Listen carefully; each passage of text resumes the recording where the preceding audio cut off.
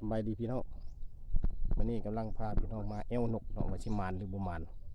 ใส่ตัวนี้เป็นตัวเอวเป็นตัวโลว่าชิมานบ่หรือบุมานนี่เลยว่าสถานที่เลยนกกดเนาะนกกดล้วนนกเข้าเหลวเห็นบ่จังใดก็ติดตามไปนำกันเด้อว่าชิมานหรือบุมานกันนะติดตามไปนำกันต้องได้ใส่ตัวนี้ใส่ใบไม้ใส่ใบไม้เอวเฮ็ดเป็นเสียงเครียดว่าชิมานสำใดนี่เลยนี่ใส่ตัวนี้เป็นตัวกวบว่าชิมานสำใดเนาะติดตามไปนำกัน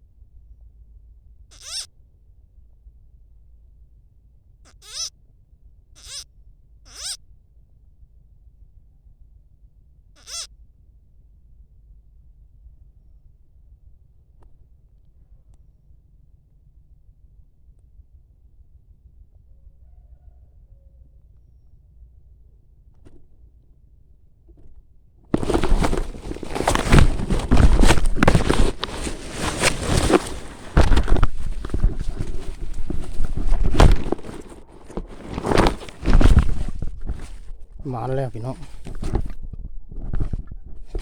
มาแล้วตัวหนึง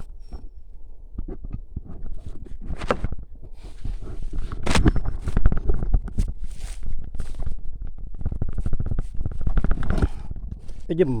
ให้พี่น้องเบิ่งแล้ว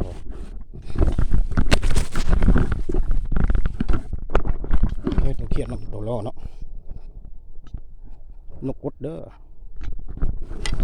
นี่พี่น้อง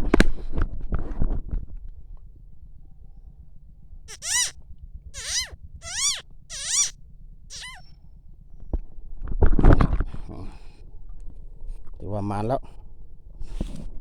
กับบุ้มนง่ายเลยพี่น้องเพื่อสิได้เนาะเพื่อสิได้คลิปให้พี่น้องแต่ละอย่างเบิ่งก็ยากเติบเพราะว่ามันอยากลักเนาะพี่น้องจังไดก็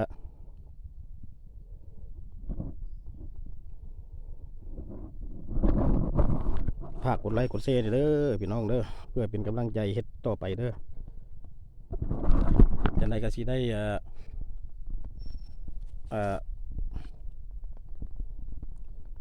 คลิปนี้ก็จะได้ลาลงเพียงตัวนี้เนาะพี่น้องเนาะถ้าเบิ่งคลิปต่อไปอีกว่าจีหมานบ่เลยมื้อนี้นี่สำนี้ซอยกดไลค์กดแชร์เด้อพี่น้องเด้อกดติดตามเด้อช่องนกน้อยซอกอยู่หากินเนาะสบายดีจะได้จบลงเพียงเท่านี้แหละหมานแล้วใส่เขียดเป็นตัวล่อเนาะแล้วก็ใส่ใบไม้เป็นตัวโตโอเคขอบใจหลายๆ